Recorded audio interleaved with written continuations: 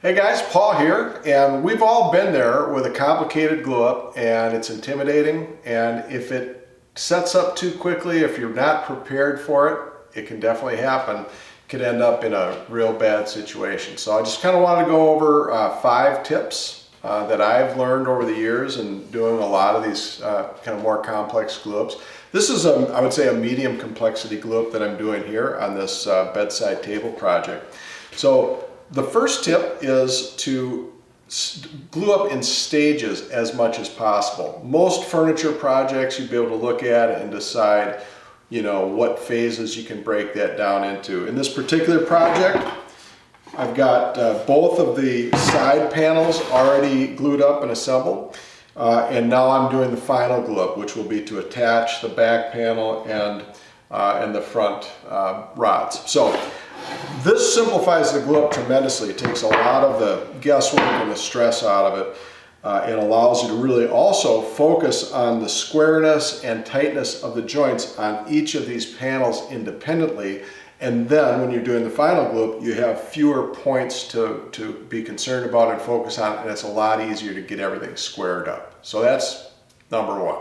Number 2 might surprise some of you, and that is, as you choose your glue, don't necessarily use your same old go-to glue. This is my go-to for most things. Titebond 3, very versatile, gives you decent open assembly time.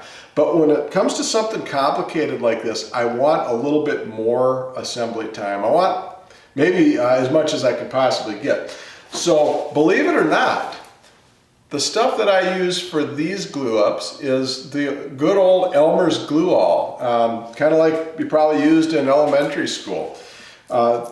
This has, it's a PVA based glue, the same as this stuff. It has about the same bond strength as any of the other PVA based glues. The reason that it doesn't set up as long is they don't add an accelerant to it to speed up the drying. It's not a drying agent in there, so it doesn't speed up the cure time.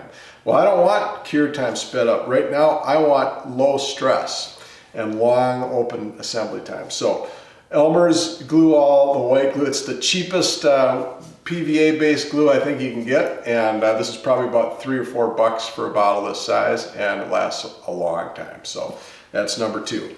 Number 3 is when you're prepping for your assembly, give yourself as many hints and assembly clues along the way as you can in the form of witness marks and labeling. Just a couple examples here. So this particular design, I used tongue and groove panels on the sides and back. Well, this requires a very specific fit because you need an 1/8 inch of expansion and contraction so that they can seasonally move.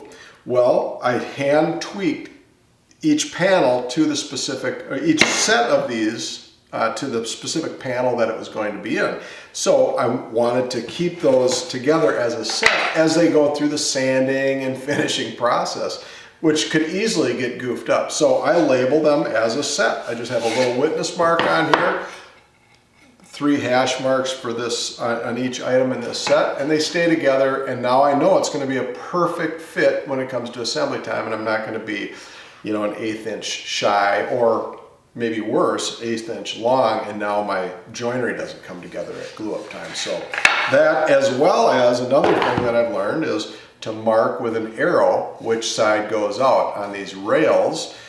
They can go either way, but I've carefully selected wood, and I might have left a knot or something that I'm going to leave on the inside and I don't want showing on the outside. So just a quick at-a-glance reference to tell me this side of the piece goes out. And you will kick yourself if you glue it up the wrong way, and this is a good cheap insurance to make sure that you don't. All right, number 4, do a couple drills if you have to, at least one where you dry fit everything and go through your clamping procedure exactly how you're going to do it when you glue it up. So I've done that now, and I've got my clamps already preset to exactly how they're going to be on the glue up.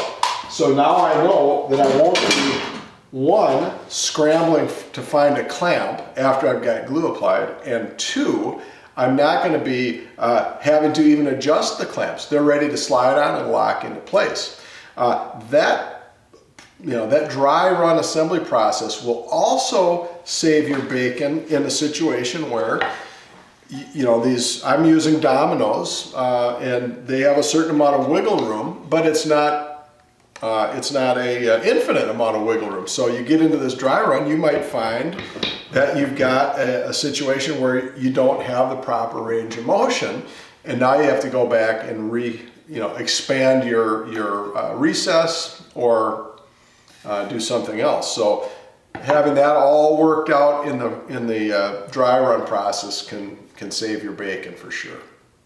And the final tip that I'll share is, and you'll see me do this when I go through the process, is I'll check for square ideally in using two methods. So I'll do the tape measure approach where I measure the diagonals, and I'll take a lot of time to make sure that is dialed in. I won't accept more than a 1/16 variance, and preferably less than that on the diagonals. And if you really take your time, you can get it that way. But to my previous point, if you don't use the right glue, you don't have the time. It's going to set up and you're going to lose that. It's going to get locked in at wherever it is when you run out of open assembly time. So anyway, that checking for square.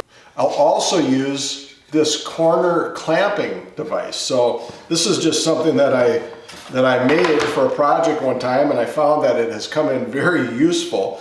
It's just cut at a 90 degree, and I can set that into the corner as I'm gluing it up. Now on some projects I need this for additional clamping, and sometimes I don't. On these assemblies I haven't been using it, but this will do a quick check. It's not super accurate, but it's pretty good.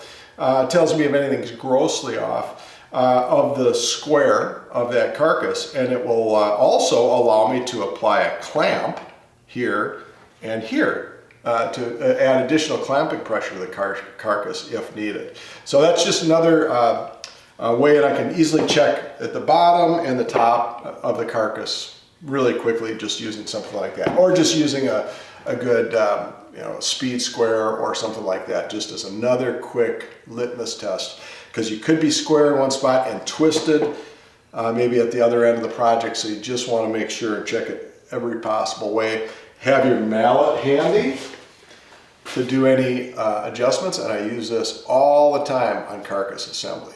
So with that, let me just do a quick assembly on this, and you'll see some of these things in action, and let me know if you have questions down below, and I hope this helps save you some stress in your next glue up.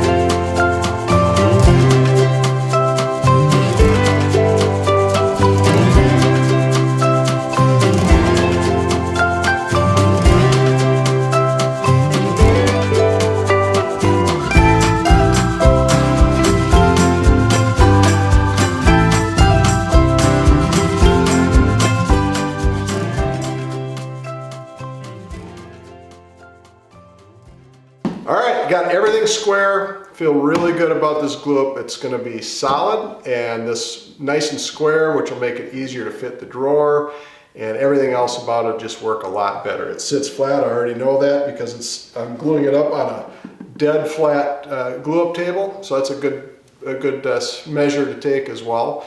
So with that, thanks for watching, and I hope you'll subscribe and come back for more woodworking and wood turning related videos.